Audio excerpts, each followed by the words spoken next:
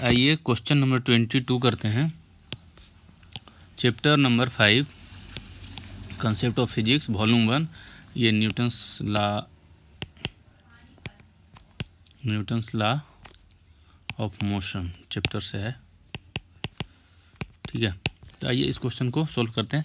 सबसे पहले हम इस क्वेश्चन को पढ़ते हैं अच्छे से, ताकि क्वेश्चन को एक बार अच्छे से आप समझ लीजिए।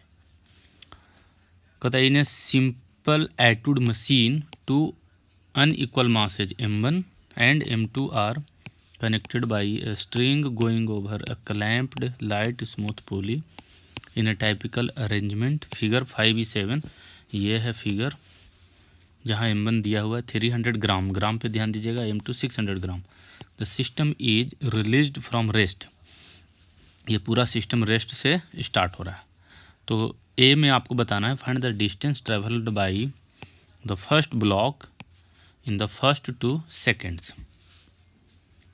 find the tension in the string, find the force exerted by the clamp on the pulley। तो ये क्वेश्चन को एक बार दो बार जरूर पढ़ें, एटलीस्ट 2 बार पढ़ेंगे तो ज़्यादा अच्छा रहेगा। और बाकी क्वेश्चन पढ़ने के बाद आप इसके फिगर को साथ ही साथ ड्रॉ कर सकते हैं, और जो इंपॉर्टेंट पॉइंट बनता है उसको नोट डाउन करते जाइए, तब आप क्वेश्चन अच्छे से कर पाएंगे। तो चलिए, फिगर में जैसा कि दिया हुआ है, तो हमें सबसे पहले बताना है find the distance travelled by the first block. ये ब्लॉक कितना डिस्टेंस ट्रेवल करेगा फर्स्ट 2 सेकंड में, 2 सेकंड में। ठीक है, तो आइए इसको अब थोड़ा हम इसको सिंप्लीफाई कर लेते हैं फिगर को। तो इस क्वेश्चन में जब ये बताना है कि 2 सेकंड में कितना अपवर्ड में ट्रेवल करेगा, तो या तो m1 का वेलोसिटी या एक्सेलरेशन पता करना पड़ेगा t=0 पे। तो इस तरह का जब पुली से रिलेटेड आपको क्वेश्चन आए, जिसमें ये क्लैंप है और ये पुली है, इसके साथ इधर एक m1 है और इधर m2 है। m1 m2 आप फिगर में ड्रॉ कर लें इस तरह से, ये है m1 और ये है m2। तो ये हेवी है, m2 क्या है, ग्रेटर देन m1 है, 600 ग्राम है, और ये 300 ग्राम है। तो निश्चित तौर पे जब इसको रिलीज करेंगे, छोड़ेंगे, तो ये अपने आप क्या करेगा, जो हेवी वाला ब्लॉक है वो डाउनवर्ड आएगा, तो ये अपवर्ड में जाएगा, और जितने एक्सेलरेशन से ये आएगा उतना ही एक्सेलरेशन से ये ऊपर जाएगा। ठीक है, क्यों? क्योंकि जो ये स्ट्रिंग है, जो रस्सी है, वो एक ही है, और टेंशन इसमें हर जगह बराबर होता है। तो ये कुछ चीज़ें हैं। अब सबसे पहले हम क्या करेंगे, पहले ब्लॉक और दूसरे ब्लॉक दोनों का FVD ड्रॉ करेंगे। तो FVD ड्रा करने के बाद टेंशन पता करेंगे और इसका एक्सेलरेशन पता करेंगे। तो सबसे पहले हम आते हैं पहले का FVD। सबसे पहले किसका ड्रा करेंगे, फ्री बॉडी डायग्राम FVD करेंगे सबसे पहले m1 के लिए, और उसके बाद m2 के लिए। चलिए, तो मैं यहाँ पे आपको दिखाता हूँ FVD m1 और m2 का। ये m1 है, तो m1 का FVD, उसमें FVD में क्या होता है, हम फोर्स देखते हैं। तो कोई भी ऑब्जेक्ट हो, उसका नेचुरल फोर्स सबसे पहला क्या होता है, ग्रेविटेशनल m1g, जो डाउनवर्ड होगा। और चूँकि ये स्ट्रिंग से जुड़ा हुआ है यहाँ पे, तो ऊपर की ओर क्या लगेगा, टेंशन T। ठीक है, और जब रिलीज करेंगे तो ये अपवर्ड जाएगा A0 से। इसी तरह से m2 का देखेंगे FVD, तो m2 में सबसे पहला फोर्स फिर वैसा ही ग्रेविटेशनल m2g लगेगा, और ऊपर रस्सी से जुड़ा हुआ है तो टेंशन T ऊपर, और ये पूरा का पूरा जो m2 है वो किधर जाएगा, डाउनवर्ड। तो आपके सामने 2 हो गया, m1 और m2 का FVD पता चल गया, सारे फोर्स आपने लिख लिए। अब हमारी बात यह रहती है कि इनसे इक्वेशन तैयार करें from second law of motion से। तो m1 के लिए सबसे पहले लिखते हैं, तो सिग्मा बाई डायरेक्शन में है सारे फोर्स, जिधर ब्लॉक का मोशन होगा उसको पॉजिटिव मानेंगे। तो m1 के लिए अपवर्ड पॉजिटिव होगा और m2 के लिए डाउनवर्ड पॉजिटिव होगा। अब हम इसमें सारे फोर्स को लिखते हैं। तो m1 के लिए T पॉजिटिव होगा और m1g निगेटिव होगा, इज इक्वल टू कितना हो जाएगा, m1 A0। और m2 के लिए m2g पॉजिटिव होगा minus T is equal to m2 A0। ये हो गया। अब ये इक्वेशन 1 हो गया और ये इक्वेशन 2 हो गया। दोनों इक्वेशन को हम सोल्व करेंगे, दोनों इक्वेशन को सोल्व करेंगे। तो देखिए कैसे सोल्व करेंगे। सबसे पहले क्या करेंगे, इक्वेशन 1 + 2 करेंगे। तो इक्वेशन 1 + 2 करने पे क्या होगा, टी कैंसिल आउट हो जाएगा और आपको मिल जाएगा m2 - m1 g = m1 + m2 a0। तो यहाँ से आपको एक्सेलरेशन मिल गया a0 = दोनों का डिफरेंस, दोनों ब्लॉक के मास का डिफरेंस और दोनों ब्लॉक के मास का सम। ये है याद रखने का तरीका।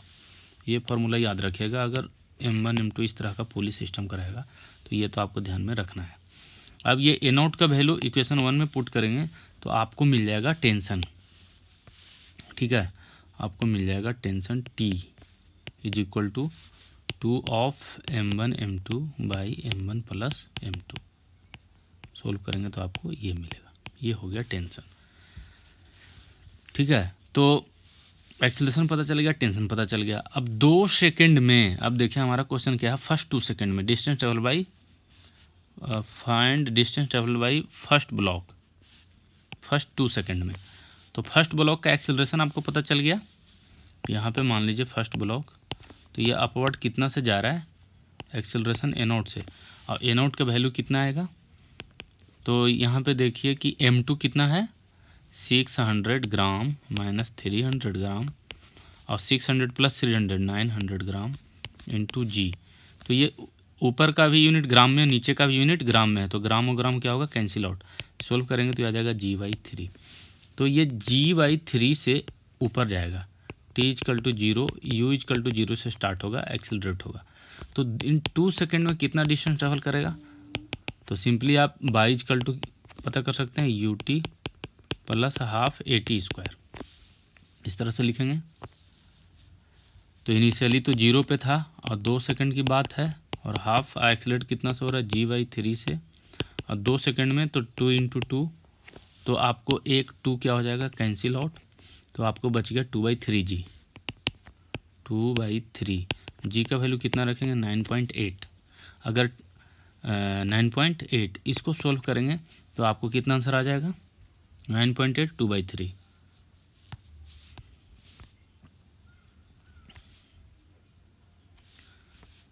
तो ये 6.5 मीटर के आसपास ही आएगा।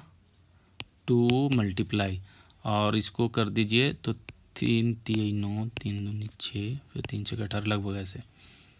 तो ये आ जाएगा लगभग जो है आपका आ जाएगा 6.5 मीटर। तो ये है पहले का आंसर। अब इसके बाद आते हैं दूसरा, बी में हमें क्या पता करना था, find the tension in the string. तो टी का value 2m1 m2 by m1 + m2। इसको सोल्व कर लीजिए तो यहाँ से आपको पता चल जाएगा टेंशन टी। तो यहाँ पे देखिए ग्राम में दोनों रहेगा, तो 2 × 300 ग्राम 600 ग्राम और नीचे में क्या होगा प्लस में 900 ग्राम। तो 1 ग्राम को आपको केजी में कन्वर्ट करना पड़ेगा, तो 1000 से डिवाइड करें इंटू जी। तो यहाँ पे देखिए कितना हो जाएगा, 3 × 3 9 और 3 दूनी 6 और 2 यहाँ से कैंसिल आउट हो जाएगा। तो कितना हो जाएगा, 2 × 5 = 10, 2/5g, 2/5g, तो 2/5। अब अगर आप यहाँ पे रखते हैं g का वैल्यू 10 तो 4 होगा आंसर, आंसर है 3.9, तो 9.8 रखें तो आपको आंसर आ जाएगा 3.9 न्यूटन। तो ये हो गया दूसरे का। अब आते हैं तीसरे में, find the force exerted by the clamp. तो क्लैंप जो है कितना उस पर लगाएगा, तो पुली का एफबीडी बनाएं। किसका एफबीडी बनाएंगे, पुली का, एफबीडी पुली के लिए। तो देखिए पुली ये है। अब पुली पे कैसे कैसे फोर्स लगाएंगे, इधर टेंशन लगेगा, इधर भी टेंशन लगेगा, और क्लैंप जहाँ से किया हुआ है वो ऊपर की ओर फोर्स लगाएगा, मान लीजिए F। और ये क्लैंप और पुली ये किस में है, रेस्ट में है। तो यहाँ पे नेट रेस्ट का मतलब क्या है, एक्सेलरेशन 0, मतलब नेट फोर्स 0। इसका मतलब upward force = downward force, F = 2t, F = 2t, 2t मतलब 2 इंटू 3.9 मतलब 7.8 न्यूटन। ठीक है, तो ये आपका हो गया क्वेश्चन नंबर 22। अब क्वेश्चन नंबर 22 से ही जुड़ा हुआ क्वेश्चन है 23, आइए उसको देखते हैं। और क्वेश्चन नंबर 22 का ही बहुत सारा जो इन्फॉर्मेशन है हमें यूज करना है। तो 23 में क्या है, consider the attitude machine of the previous problem, the larger mass is stopped for a moment 2 second after the system is set into motion, find the time elapsed before the string is tight again. तो इसका थोड़ा सा आपको मैं बताऊं कि ये है M1 और यहाँ पे था M2, ये दोनों इस तरह से स्ट्रिंग से जुड़े हुए थे, बीच में पुलिस सिस्टम था और क्लैंप किया हुआ था। तो जब मोशन एक बार सेट हो जाएगा तो क्या हो जाएगा, ये ऊपर की ओर एक्सेलरेट होगा, ये नीचे की ओर। 2 सेकंड के बाद ये M1 जो है ये थोड़ा ऊपर चला जाएगा और ये थोड़ा और नीचे आ जाएगा 2 सेकंड के बाद। लेकिन 2 सेकंड के बाद फिर इसको आपने क्या किया, होल्ड कर लिया, रोक लिया। तो जब इसको रोकेंगे तो फिर क्या होगा, ये जो टेंशन है ये हो जाएगा 0, टी हो जाएगा 0। तो जब टेंशन 0 मतलब फोर्स 0, तो ऊपर की ओर जो एक्सेलरेशन है वो भी 0। लेकिन इस 2 सेकंड में M1 कुछ स्पीड अप हो गया होगा, तो ऊपर की ओर एक्सेलरेट कितना से हो रहा था, g/3 से। तो इन टाइम 2 सेकंड्स में कितना यहाँ पे स्पीड गेन किया होगा, u मान लीजिए। तो u इक्वल टू M1 के लिए क्या हो जाएगा, हाफ AT², ऐसी होता है। तो यहाँ से यहाँ तक एक्सेलरेट होगा g/3 से, तो A0 T²। तो हाफ A0 कितना था, g/3, और t कितना है, 2 का स्क्वायर। 2 का स्क्वायर कितना होता है, 4। तो आपके आ गया 2/3g। ये हो गया स्पीड 2 सेकंड बाद।